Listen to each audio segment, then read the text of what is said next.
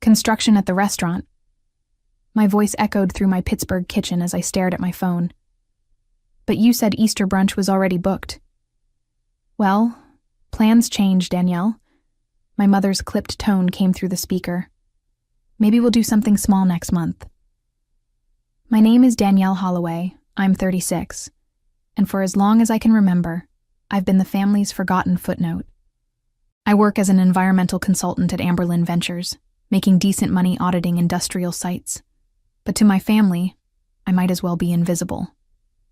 They've perfected the art of scheduling around me, not with me. Understood, I said automatically.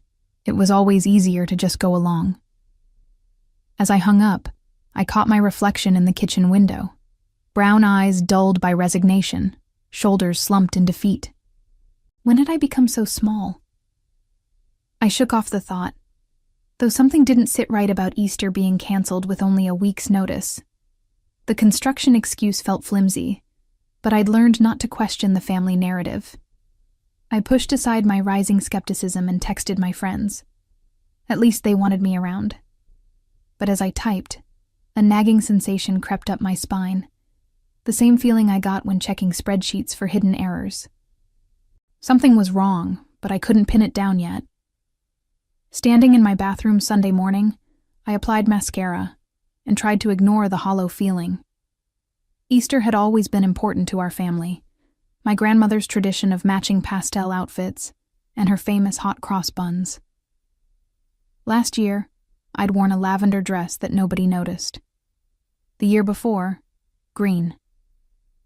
My sister Harper always got compliments, even when she showed up in jeans. You're overthinking it, I told my reflection. Katie, my cousin and closest family ally, had been oddly quiet lately. Usually, she'd text me details about the cancellation, maybe suggest we meet up anyway. But her silence felt different this time. At family gatherings, she was my buffer, the one person who remembered to include me in photos, to ask about my job. I remembered last Thanksgiving when my Aunt Patricia asked if I was still doing that environmental thing. Katie had jumped in. She's auditing major companies. It's important work. My mother had just nodded absently, then turned to discuss Harper's latest interior design project. My phone buzzed, texts from my friends confirming brunch at the North Peak Grill. At least someone wanted my company. I slipped into a soft blue dress, telling myself this was better anyway. No forced small talk, no competing with Harper's latest achievements. Just mimosas and genuine conversation. Still, as I grabbed my keys, I noticed the family group chat, the one I'd been removed from 3 months ago when they switched to a smaller planning group. They'd claimed it was just for the holiday committee, but everyone was in it except me. The North Peak Grill hummed with Easter energy. My friends, Jules from yoga class and Brooke from the environmental board, welcomed me with genuine hugs. We settled at a sunny table, mimosas glinting like liquid gold. So your family canceled? Jules asked, stirring her drink. Construction, I said automatically, the lie tasting bitter on my tongue. Brooke raised an eyebrow. In April? That's odd timing. Right? I shrugged, deflecting. But my mom said... My phone lit up mid-sentence. A notification from Katie. My heart lurched. She never used the group chat when I was explicitly excluded. I grabbed my phone, nearly dropping it. Katie. Best private dining room ever. Below, a string of photos. My breath caught. The Gold Spur Collective restaurant's private room, walls gleaming with Easter decorations. My mother at the head table, wearing her signature pearl earrings. My father in his Sunday suit. Harper, perfectly poised in cream-colored silk. Aunts, uncles, cousins. Even the Johnsons from next door. Everyone I'd just been told wouldn't be gathering today, seated at a massive table set with fine china and pastel flowers. My hands shook as I scrolled through the images. There was Grandma's Easter bread, the one she supposedly didn't have time to make this year. There were the matching pastel napkins my mother always insisted upon. There was my own empty place setting, right between Uncle Tom and Aunt Susan, pretending I simply didn't exist. Jules noticed my sudden pallor. "Danny, everything okay?" "Fine," I managed, my voice thick with shock. My fingers moved on autopilot, screenshotting each photo before Katie could delete them. The evidence mounted with each click, but the real sting came with Katie's next message. "Sorry, wrong group." Too late. The truth stared back at me from my phone screen. A carefully orchestrated lie designed to keep me away. My family hadn't just excluded me, they'd actively deceived me, then gathered to celebrate without me. The betrayal cut deeper than any accidental oversight ever could. I set my phone down with deliberate care, though inside something fundamental was shifting. For years, I'd accepted their treatment as thoughtless oversight. But this was intentional cruelty. My hands were steady as I lifted my mimosa, though every part of me wanted to scream. The private dining room in the photos mocked me, a space large enough to include everyone, yet somehow not big enough for me. I'd been erased from their Easter celebration as thoroughly as if I'd never existed, but now I had proof of their deliberate deception, and something told me this evidence would become crucially important. The weeks after Easter were torture.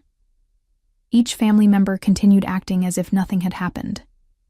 My mother called once to criticize my silence lately, but never mentioned Easter. Harper texted a selfie from her new apartment, complete with matching throw pillows. Not one word about the gathering. I went about my days at Amberlin Ventures, auditing environmental compliance reports, but my mind kept drifting to those screenshots. I'd saved them in a separate folder titled Project Family Reunion. I wasn't sure yet what I'd do with them, but they felt like ammunition I might need. At work, my boss Preston noticed my distraction during our weekly meeting. "Everything okay, Danielle? You seem elsewhere today." "Just some family stuff," I managed. Preston nodded knowingly. "Family's complicated. Take care of yourself." His kindness almost broke me. Why couldn't my actual family offer such basic consideration? I excused myself to the bathroom, looking at the screenshots again, trying to understand how they could be so cruel. The worst part wasn't even being excluded. It was being so thoroughly erased that my own cousin could accidentally include me in photos meant for someone else. 2 weeks passed. My phone rang Saturday morning, an unknown Pittsburgh number. Heart racing irrationally, I answered. "Danielle, it's Aunt Patricia. We're planning Memorial Day lunch at the club. You'll come, right?" The casual request felt like stepping into quicksand. "The club?" "The Hollow Gate Club, dear. Where we always go, 1 o'clock. Don't be late like last time." Last time? What last time? I hadn't been invited to Memorial Day in 3 years. My mouth opened to ask, but she'd already hung up. My hands trembled as I stared at the phone. This had to be another setup. The club was the family's fancy venue for major celebrations. Weddings, graduations, retirement parties. They'd never include me for something so significant. Unless... I couldn't shake the feeling this was related to Katie's accidental Easter reveal. Maybe they suspected I knew. Maybe they were testing me. Or maybe they'd decided to make amends in their own twisted way. Whatever it was, I felt like prey walking into a carefully laid trap. The next days crawled by. I checked my phone obsessively, waiting for the cancellation call that surely would come, but it never did. Instead, Harper texted Thursday night. "Looking forward to seeing you Monday." The message felt wrong. Harper never looked forward to seeing me. This was definitely a trap. But what kind? And why? I'd kept quiet about Easter, never confronted anyone. What more did they want? As Memorial Day approached, my anxiety built. I tried focusing on work, but even my environmental audits couldn't distract me. My boss Preston suggested I take Friday off to recharge for the weekend, not realizing my weekend would be an emotional minefield. I stood in my closet Friday evening, staring at clothes that might or might not matter. Should I dress up for a family event I wasn't actually invited to? Or would showing up prepared expose that I knew about their Easter deception? The screenshots on my phone seemed to pulse with importance. Whatever was happening Monday, I had a feeling those photos would play a crucial role. I just had to figure out how to use them without burning down every remaining family bridge. Though at this point, what bridges remained worth saving? Memorial Day arrived with perfect weather that mocked my inner turmoil. I chose a simple navy dress, nice enough to respect the occasion, casual enough to downplay my expectations. As I drove to the Hollowgate Club, my phone sat silent beside me, those Easter screenshots a digital weight in my pocket. The club's circular driveway was packed with familiar cars. Harper's BMW, Uncle Tom's Lexus, even the Johnsons' minivan. My stomach churned as I parked in the back lot. Walking through the ornate lobby, past crystal chandeliers and oil paintings, I felt like an imposter despite my invitation. The hostess greeted me warmly. "Holloway party? Right this way." In the private dining room, my family was already seated around a massive table. My mother's eyes flickered over me dismissively before returning to her conversation with Aunt Patricia. Harper glanced up, offering a tight smile that didn't reach her eyes. Only Katie seemed genuinely pleased to see me, standing to give me a hug. "You made it," she whispered. "I wondered if you'd come." "Of course she came," my mother interjected coldly. "She's family." The word hung in the air like a challenge. My father nodded absently, already telling Uncle Tom about his golf game.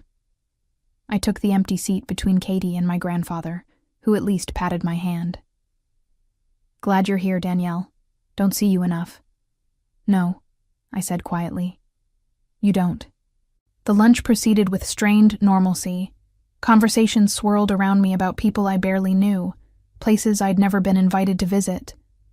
Harper dominated the discussion with her latest interior design triumph, some millionaire's lake house.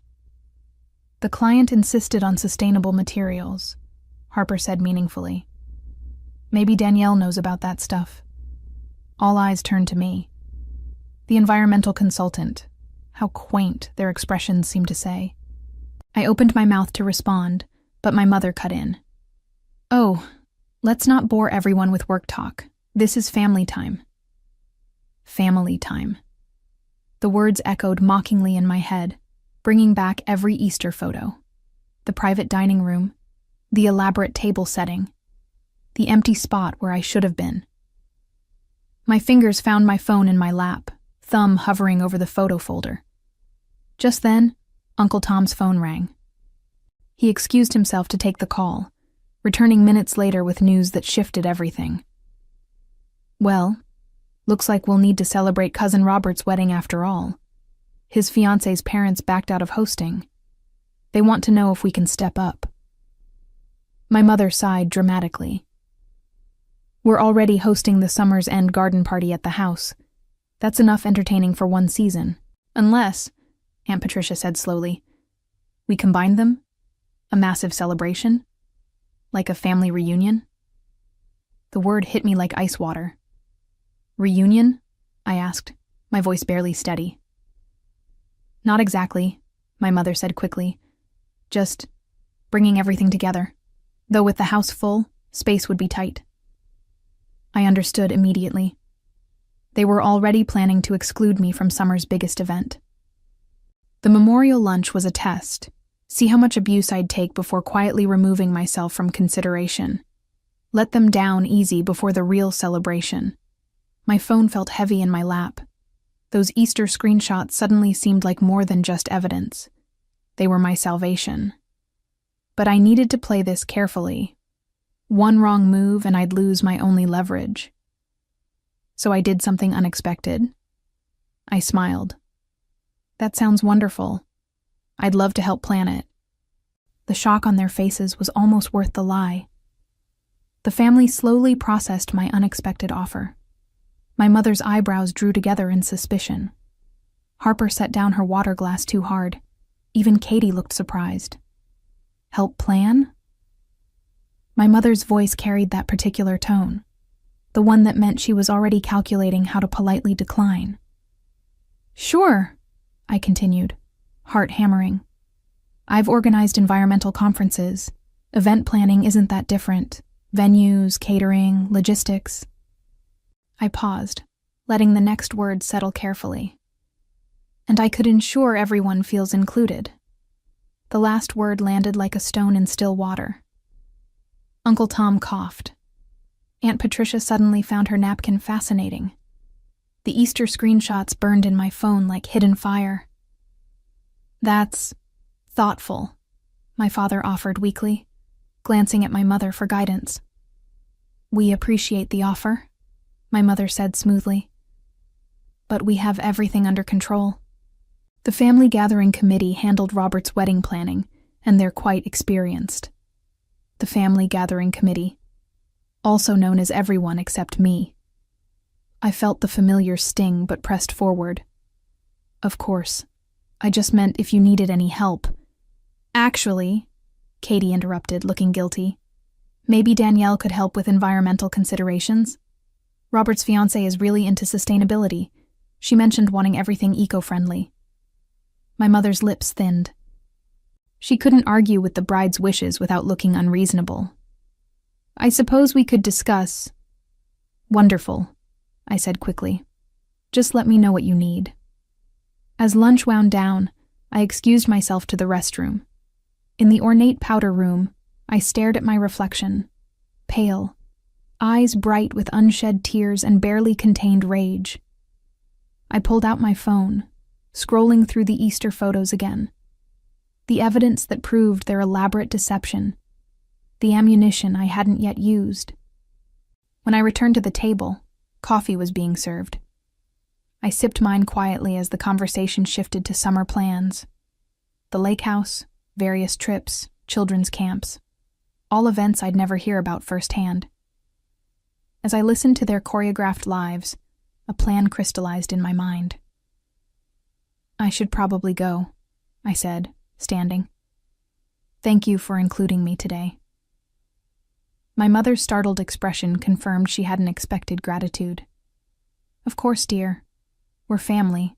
Katie walked me to the door, gripping my arm. "I'm sorry about Easter," she whispered. "I should have told you." "I know you are," I said softly. Then, carefully chosen, "Some secrets eventually come out on their own." She looked stricken, understanding my veiled meaning. I kissed her cheek, my last genuinely kind gesture before executing my plan. As I drove home, my phone buzzed. A text from an unknown number. "This is Marissa Collins, Robert's fiancée. Katie gave me your number. I'd love to discuss sustainable options for the wedding reunion." My throat tightened. They were really going to make me plan parts of an event I'd likely be excluded from. The cruelty was almost admirable in its efficiency. But something else came through. An unknown factor they couldn't have anticipated. That night, I drafted an email to Marissa, offering comprehensive environmental consultation for the event. I attached my credentials, made myself invaluable, because here's what my family didn't understand. When you have leverage, sometimes the best revenge is making yourself indispensable. My phone glowed with those Easter screenshots, evidence of betrayal, proof of deception. But now they were something more. Insurance for the future I was about to create. A future where I wouldn't be invisible anymore. One way or another, they'd finally see me. "Marissa loved your sustainability proposal," Katie texted 2 days later. "Mom's having to include you in planning now. She's not happy." I smiled at my phone screen. Good. I'd meticulously crafted that proposal, knowing it would trap them. Environmental impact assessments, carbon footprint calculations, sustainable vendor recommendations, all requiring my direct involvement. I'd made myself the bridge between their desire for a perfect event and Marissa's eco-conscious values. The first planning meeting came Friday. I arrived at my parents' house carrying portfolios and presentations. My mother answered the door, her smile strained. "Danielle," prompt as usual. In the living room, the usual suspects gathered. Aunt Patricia, Harper, Uncle Tom. The family gathering committee, now forced to acknowledge my existence. "I've drafted 3 sustainability plans," I began professionally, spreading papers across the coffee table. "Each tier offers different environmental benefits. The platinum package could actually save money long-term." My mother studied the documents reluctantly. "This seems comprehensive." "It is. Marissa will appreciate the thoroughness." I pulled out my phone deliberately. I documented similar projects for Amberlin Ventures. "Would you like to see?" As I swiped through work photos, the Easter screenshots remained safely in my Project Family Reunion folder. But my finger hovered nearby. A subtle reminder of what I could reveal. My mother noticed the gesture, her eyes sharpening. "We'll review these," she said quickly. "I'm sure you have other commitments." Actually, I cleared my schedule. Marissa and I have a conference call Monday to finalize details. I gathered my papers with deliberate care. She said she trusts my judgment completely. The power shift was palpable. For once, they needed me more than I needed them. I was no longer the forgotten daughter they could exclude at will. I was the environmental consultant with the bride's ear, essential to their perfect event. And everyone in that room knew it. Over the following weeks, I wove myself into every aspect of the event. Marissa and I developed a genuine rapport. She wasn't just eco-conscious, she was genuinely kind. As we discussed catering options via video chat, she mentioned something that shifted everything. "Katie said you're so organized. I can't believe your family doesn't involve you more often." Her smile faltered. "Oh, did I say something wrong?" "No," I assured her, though my mind raced. "Actually, there's something you should know." I made a decision. Scrolling to my Easter photos, I turned my laptop screen toward her. This was Easter Sunday, the day my mother told me our family brunch was canceled due to construction. Marissa's face transformed from confusion to outrage as I showed each photo. "Oh my God. They deliberately excluded you? And planned to invite me to help organize the event I'd likely be disinvited from?" Her anger was cathartic. "That's unconscionable." She paused, considering. "You know, Robert and I were considering posting our wedding photos in a sustainability article for the Pittsburgh Environmental magazine, with your expertise highlighted." A slow smile spread across my face. "That sounds wonderful." By evening, Marissa had texted Robert about my Easter revelation. By morning, Robert had called every family member, livid at their treatment of me. My phone exploded with messages. "Katie, I'm so sorry. I should have defended you better." Uncle Tom, "We need to talk about this properly." Even Harper, "Mom's freaking out. Robert's threatening to cancel everything." But the text that satisfied me most came from my mother. "We need to discuss this family situation. Let's meet privately." The balance had finally tipped in my favor. For once, they would have to face consequences for their cruelty. Now I stood here in my Pittsburgh kitchen, watching my family's carefully constructed facade crumble through text messages and voicemails. The Easter screenshots that once made me feel invisible now gave me complete clarity about who I was. Not the forgotten daughter, but the woman who finally found her voice.